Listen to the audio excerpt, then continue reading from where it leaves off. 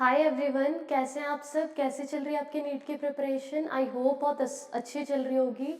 Inorganic का एक chapter है जिसकी सबसे ज़्यादा वेटेज होती है, केमिकल बॉन्डिंग। अगर ये आ जाए ना तो इनऑर्गेनिक पूरी की पूरी आ जाती है। और इसमें से भी स्पेसिफिक कुछ टॉपिक हैं।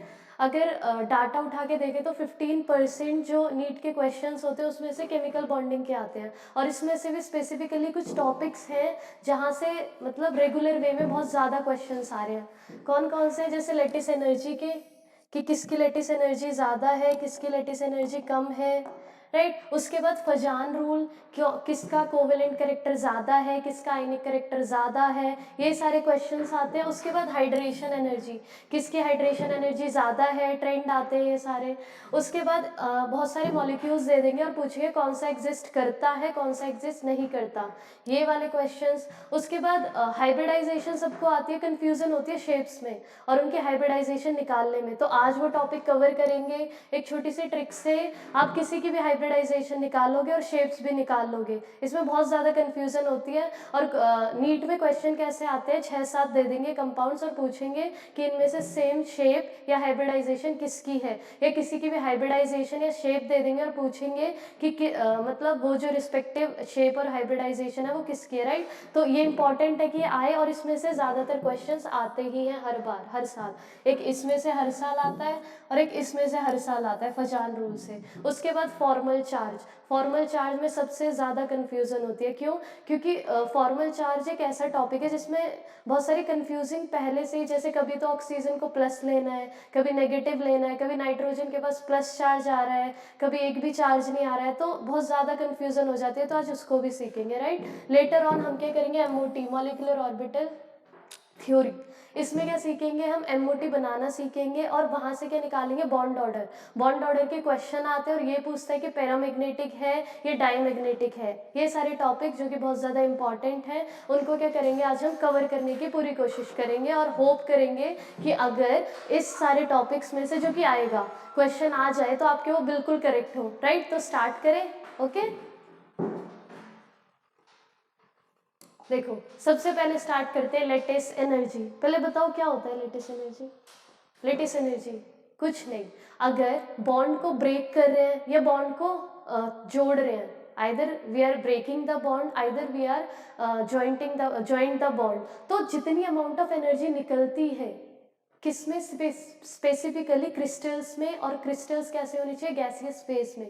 तो वो वहाँ पे क्या होता है, उसको जो भी एनर्जी निकल रही है बॉन्ड बनने में या बॉन्ड ब्रेक होने में, स्पेसिफिक एनर्जी को बोल देते हैं लेटिस एनर्जी। क्या होता है लेटिस एनर्जी, बताओ फिर से बोलो क्या होता है। लेटिस एनर्जी वो एनर्जी होती है जिसमें क्या वो एनर्जी होती है जबकि जब भी क्या होता है, कोई बॉन्ड टूटता है या बॉन्ड कोई जुड़ता है, उसमें कितनी अमाउंट ऑफ एनर्जी निकल रही है, specifically in gaseous and the gaseous form and the compound is in crystal state, then that energy is known as lattice energy. ठीक है, कोई नहीं पूछता क्या होता है लेटिस एनर्जी, पूछते हैं क्वेश्चंस, राइट, कि क्वेश्चंस कैसे होंगे। तो लेटिस एनर्जी के स्पेसिफिकली सिंपल सा फंडा है, क्या है कि लेटिस एनर्जी, किससे याद रखो, लेटिस एनर्जी डायरेक्टली प्रोपोर्शनल होती है चार्ज के। किसके प्रोपोर्शनल होती है लेटिस एनर्जी, डायरेक्टली प्रोपोर्शनल होती है चार्ज के। चार्ज के और इन्वर्सली प्रोपोर्शनल होती है साइज के। क्या बोल रही हूँ मैं, अगर लेटिस एनर्जी का क्वेश्चन आए, अगर वहां पे साइज जिसका सबसे ज्यादा कम है उसको पहले रखेंगे और जिसका चार्ज सबसे ज्यादा है उसको सबसे आगे रखेंगे। ठीक है, lattice energy is equal to या proportional to charge over size. याद रखो इस फॉर्मूले को, ठीक है, याद रखो इसको, लेटिस एनर्जी इक्वल टू में चार्ज ओवर साइज, राइट। अगर ये क्वेश्चन है, क्वेश्चन ये रहा, क्वेश्चन है LiCl, NaCl, KCl, RbCl, CHCl, सब में कॉमन क्या है, Cl Cl Cl, सब में कॉमन है Cl Cl Cl। यहाँ पे भी Cl, यहाँ पे भी Cl, यहाँ पे भी Cl, यहाँ पे भी Cl, यहाँ पे भी Cl। डिफरेंस क्या है इसका, मेटल का, कैटाइन का, lithium, sodium, potassium, rubidium, caesium, है ना। अब क्या बताना है इसमें, लेटिस एनर्जी का ट्रेंड बताना है। लेटिस एनर्जी का ट्रेंड कैसे होगा, कैसे देखते हैं लेटिस एनर्जी, हम क्या देखेंगे, चार्ज ओवर साइज, ऐसे देखते हैं। अब देखो यहाँ पे जो क्लोरीन है वो सारा तो सेम है, मतलब यहाँ पे एनाइन तो सेम दे रखा है, केटाइन डिफरेंट है ना, तो हम केटाइन को देखेंगे जब भी क्वेश्चन आए उसमें ये देखो कौन सी डिफरेंट चीज़ दे रखी है, फिर उसको रिलेट करो, राइट। तो देखो यहाँ पे क्या है, लिथियम है, सोडियम है, पोटेशियम है, रुबीडियम है, सीजियम है। Lithium, sodium, potassium, rubidium, caesium, क्या हो रहा है ये फर्स्ट ग्रुप के सारे एलिमेंट्स हैं। और अगर हम डाउन द ग्रुप जाएं तो साइज क्या होता है, इंक्रीज होता है, सबका साइज सबका इंक्रीज होता है, इतना पता है ना सबको, साइज इंक्रीज होता है if we are moving toward the group, right. Size increase हो रहा है तो क्या देखो हम यहाँ पे चार्ज तो ले नहीं सकते, क्यों नहीं ले सकते चार्ज, क्योंकि सबका +1 होगा, बचा एक साइज। तो साइज के फैक्टर में क्या होता है कि सीजियम का सबसे ज्यादा होता है, फिर रुबीडियम का, फिर सीजियम का सबसे ज्यादा होता है, उससे कम होता है रुबीडियम का, देन पोटेशियम का, देन सोडियम का, देन लिथियम का, यही होता है। तो सबसे कम वाला जो साइज होगा उसकी सबसे ज्यादा पोटेंशियल एनर्जी, यही हमने सीखा, जिसका साइज ज्यादा उसकी लेटिस एनर्जी कम। तो ट्रेंड क्या हो जाएगा, ये कितना आसान क्वेश्चन था, कब आया था ये 2002 में नीट में,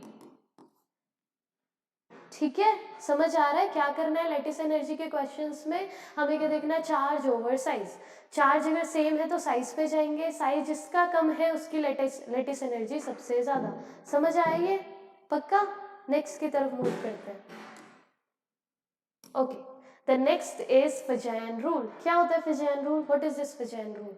देखो फिजेन एक साइंटिस्ट ही होंगे, हम तुम तो होंगे नहीं, राइट। देखो फजान क्या थे, उन्होंने क्या बोला था कि जितने भी आयनिक कंपाउंड होते हैं ना, जितने भी आयनिक कंपाउंड होते हैं उसमें थोड़ा बहुत कोवेलेंट कैरेक्टर होता है, थोड़ा बहुत कोवेलेंट कैरेक्टर होता है आयनिक कंपाउंड्स में। उन्होंने प्रूव भी करा था, केटाइन लिया था, एनाइन लिया था, फिर उनके रिस्पेक्ट में बात करी थी कुछ, जिससे क्या हुआ था, जो इलेक्ट्रॉन क्लाउड था वो सेंटर में आ रहा था, उससे पता चल रहा था कि कहीं ना कहीं कोवेलेंट कैरेक्टर ये शो कर रहे हैं, राइट। सो फजान रूल क्या होता है, इसमें केटाइन होता है, एनाइन होता है। केटाइन देखो, केटाइन एनाइन, केटाइन का जितना स्मॉल साइज होगा, जितना स्मॉल साइज होगा और जितना यहाँ पे पॉजिटिव चार्ज ज्यादा होगा उतना ज्यादा पुल करेगा अपनी तरफ एनाइन को, राइट। और एनाइन का जितना साइज ज्यादा बड़ा होगा उतना वो इलेक्ट्रॉन डेंसिटी को लेके पॉजिटिव की तरफ जाएगा, ये क्लियर है ना। तो इसका साइज क्या होना चाहिए, ज्यादा, और इसका साइज ज्यादा होना चाहिए और चार्ज भी ज्यादा होना चाहिए, तभी वहां क्या होगा, तभी वहां क्या होगा, कोवेलेंट कैरेक्टर ज्यादा होगा। क्या ज्यादा होगा, कोवेलेंट कैरेक्टर। कब ज्यादा होगा, जब केटाइन का साइज छोटा हो, चार्ज बड़ा हो, और अनाइन का साइज बड़ा हो और उसमें चार्ज बहुत ज्यादा हो, तो कोवेलेंट कैरेक्टर बहुत ज्यादा होगा, कोवेलेंट कैरेक्टर ज्यादा होगा, और वहां पे आयनिक कैरेक्टर कम होगा।